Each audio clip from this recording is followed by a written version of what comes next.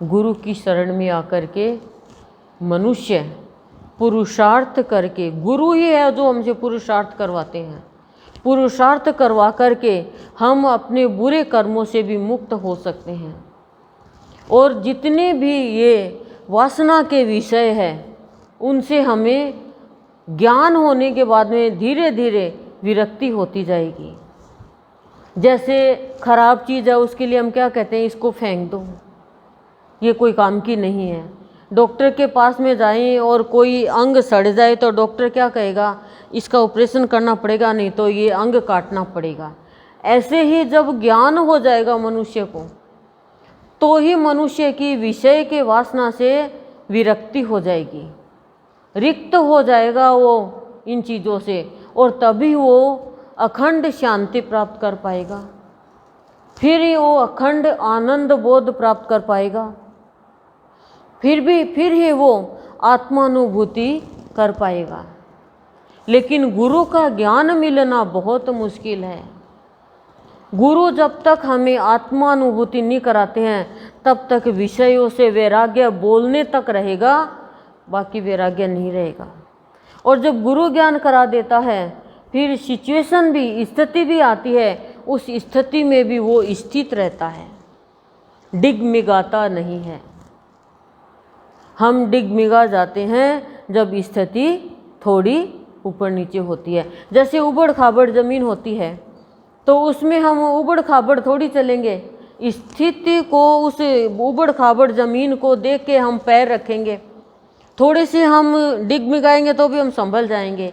ऐसे ही ये जो माया है, ये जो भगवान की बनाई हुई प्रकृति है, ये विषय है हमारे, इनके ऊपर सबसे पहले हमें अपने मन को जीत हासिल करनी होगी। जब मन जीत हासिल कर लेगा तो कभी भी इंद्रियां उधर नहीं जाएगी, क्योंकि मन इंद्रियों को कंट्रोल कर लेगा।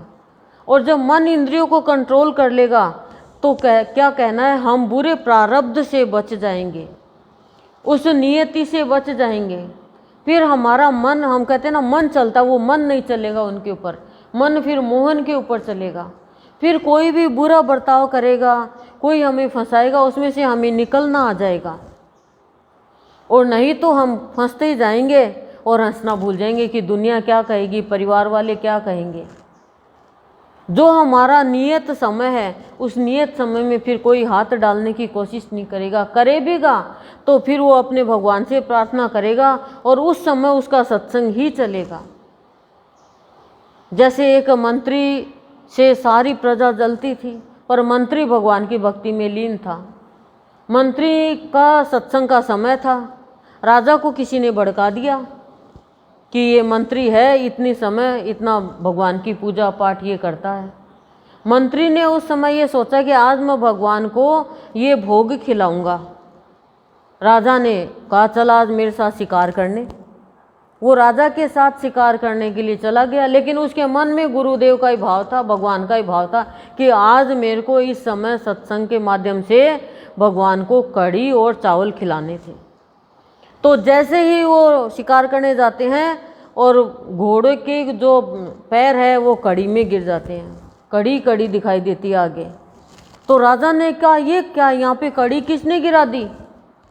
तब मंत्री ने कहा कि मैंने आज मेरे भगवान को कड़ी खिलाने का प्लान बनाया था, लेकिन आप मुझे यहाँ ले आए। तब राजा को एहसास हुआ कि मैं कुछ ईर्ष्यालु व्यक्तियों के कारण और मंत्री की पूजा में विघ्न डालने लग गया, और डाल ही दिया, लेकिन भगवान ने यहाँ पे मेरे को दृश्य दिखा दिया। तब राजा भी नतमस्तक हो गया और कहा नहीं तू तेरी इस समय पूजा कर।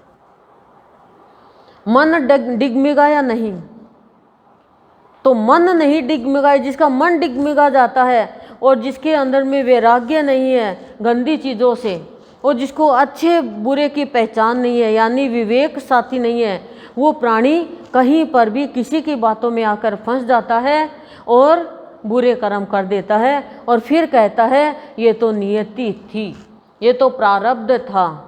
तो विवेक जागृत होता है गुरु के सत्संग से, और विवेक जागृत होने के बाद में वो प्रकृति के माया के वश में नहीं होता, वो मन पर जीत हासिल करता है। और जिसने मन को जीत लिया उसने इंद्रियों को जीत लिया, और इंद्रियों को जीत लिया वो भगवान के ऊपर भी राज्य करता है।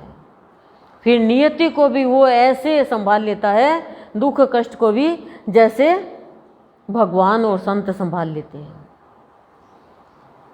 ये हमारे भावयोगी संत का दिया हुआ ही भाव है, कोई अलग से नहीं है। ये हम डिगमिगा जाते हैं, जरा सा भी ऊपर नीची स्थिति आती है तो लोग है ये, तो इनमें हमें जीना आना चाहिए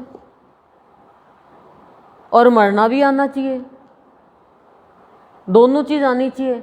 अब आप कहोगे मरेंगे कैसे, मरेंगे उसके बाद तो जिंदा नहीं होंगी। नहीं, गुरु तो जीते जी मरने की कला सिखा देते हैं।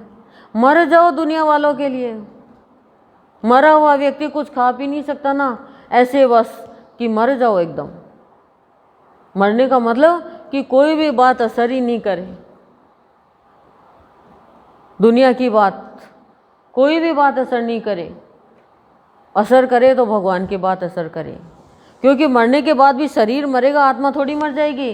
तो अभी शरीर को ही कर दो ना बराबर, आत्मा बन के जियो, मरे हुए के समान हो जाओगे। मरने की कला गुरु सिखाते हैं, धीरे धीरे आने लग जाएगी, पर मरने की कला भी।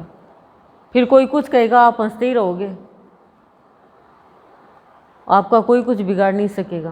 क्योंकि मुर्दे को कुछ भी कहो क्या असर होता है।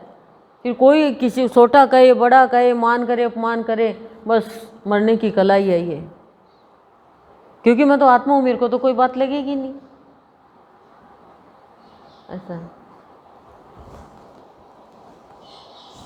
तो भावयोगी की शरण में आके इतना तो सीख लो।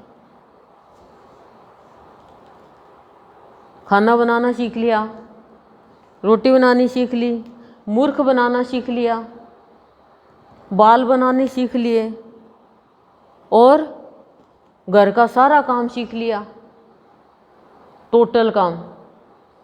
नौकरी करते हैं तो काम सीखना पड़ता है, कंप्यूटर सीख लेते हैं, लैपटॉप चलाना सीख लेते हैं, गाड़ी चलानी सीख लेते हैं, स्कूटर चलाना सीख लेते हैं, चलना सीख लिया, बोलना सीख लिया, देखना सीख लिया।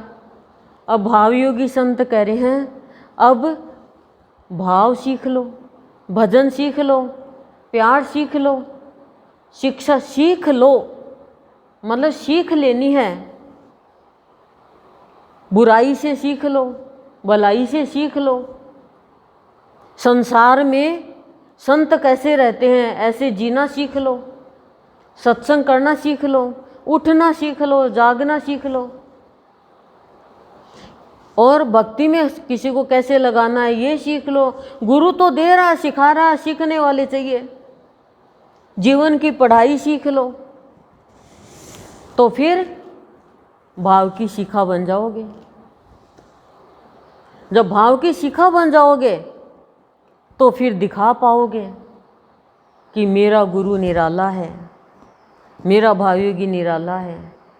जब शिखा बन जाओगे तो फिर आपको कोई जला नहीं सकेगा, क्योंकि जलते जलते ही शिखा शिखा बनती है। और फिर भाव की शाखा फैलाओ पूरे संसार पे, जैसे पेड़ की शाखा फैलाते हैं ऐसे। फिर जीवन आलीशान, लोग कहते हैं आलीशान मकान है, लेकिन सत्संगी को आलीशान जीवन बनाना है।